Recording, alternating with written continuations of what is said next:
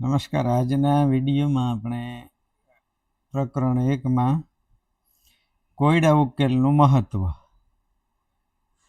એના વિશેનો આ માઇન્ડ ચાર્ટ આપણે સમજી લઈએ તો આ પ્રશ્ન તમને પરીક્ષામાં પૂછાય તો ખૂબ જ સરળતાથી એનો જવાબ તમે આપી શકો છો. આપણે કોયડા ઉકેલના સોપાનો જોયા હતા કે એની અંદર વિદ્યાર્થીઓ પૃથ્થકરણ કરે છે, સંબંધો તારવે છે, સામાન્યીકરણ કરે છે અને કોયડાનો ઉકેલ મેળવે છે. એટલે સૌથી પહેલું મહત્વ આપણે લખી શકીએ કે કોયડાનું સાચી રીતે ઉકેલ મેળવવાની દ્રષ્ટિ પ્રાપ્ત થાય છે.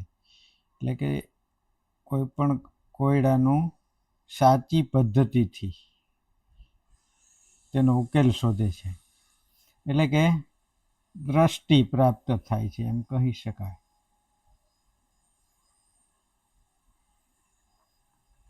સાચી રીતે ઉકેલ મેળવવાની દ્રષ્ટિ પ્રાપ્ત થાય. ત્યાર પછી બીજું સોપાન છે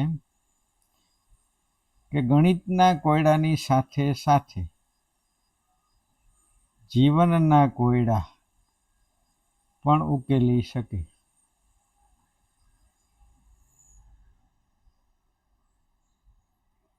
એટલે કે વિદ્યાર્થીઓ પોતાના વ્યવહારમાં આવતા કોયડા પણ ઉકેલી શકે.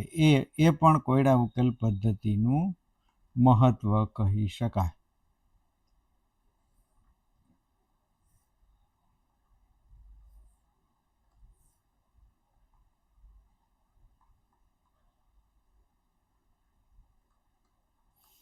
એટલે કે આ બીજો મુદ્દો થયો. ત્યાર પછી ત્રીજો મુદ્દો, અહીંયા પૃથ્થકરણ, અર્થઘટન અને વિવિધ સોપાન દ્વારા કોયડાનો ઉકેલ મેળવતા હોય છે. એટલે પૂરતો વિચાર કરીને જવાબ મેળવવાનો હોય છે. એટલે કે સમસ્યા જેને આપણે કટોકટી કહી શકીએ, તો કટોકટીમાંથી માર્ગ શોધી શકે.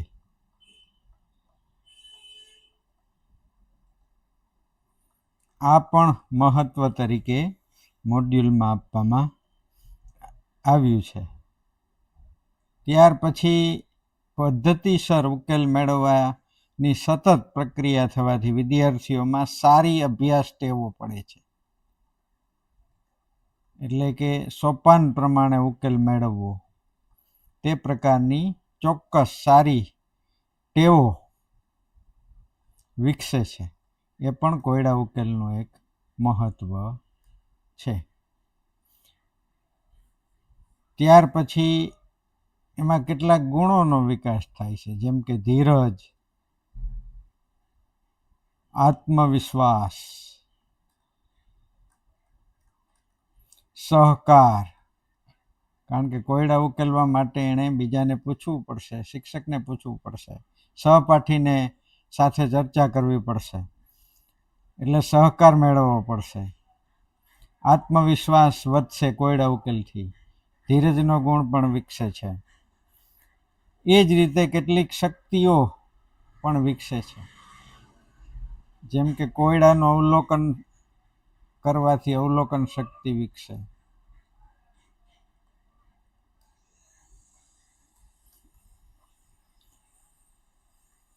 કોયડાનો ઉકેલ મેળવવા માટે વિચાર કરવો પડે, એટલે વિચાર શક્તિ. પૃથ્થકરણ કરવું પડે, પૃથ્થકરણ શક્તિ.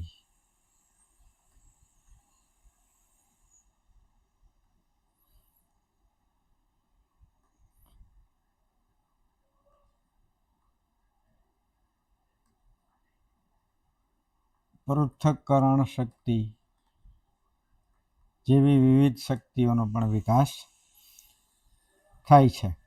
અને કોયડા ઉકેલ દ્વારા બાળક જે જ્ઞાન પ્રાપ્ત કરે છે, એટલે કે પ્રાપ્ત કરેલ જ્ઞાનનો ઉપયોગ કરે છે. કોયડા ઉકેલમાં વિદ્યાર્થીઓનું કૌશલ્ય પ્રાપ્ત થાય એટલે પોતાના જ્ઞાનનો ઉપયોગ એ કરી શકે છે. એટલે અહીંયા તમે જોઈ શકો છો કે કોયડા ઉકેલ મહત્વમાં એક દ્રષ્ટિ શબ્દ છે, એક આ જીવનના કોયડા શબ્દ છે, કટોકટીમાંથી માર્ગ શબ્દ છે, સારી ટેવોનો શબ્દ છે, ધીરજ, આત્મવિશ્વાસ, સહકાર, અવલોકન, વિચાર, પૃથ્થકરણ શક્તિ અને પ્રાપ્ત જ્ઞાનનો ઉપયોગ કરી શકે. એટલે આ રીતે તમે પરીક્ષામાં 6-7 મુદ્દા, આવા પ્રશ્ન અગત્યનો છે. એટલે એનો માઇન્ડ ચાર્ટ એક કાગળમાં લખી અને 2-3 વખત તમે નોટમાં લખશો એટલે એના જવાબ તમે ખૂબ સારી રીતે, મૌલિક રીતે આપી શકશો. અસ્તુ.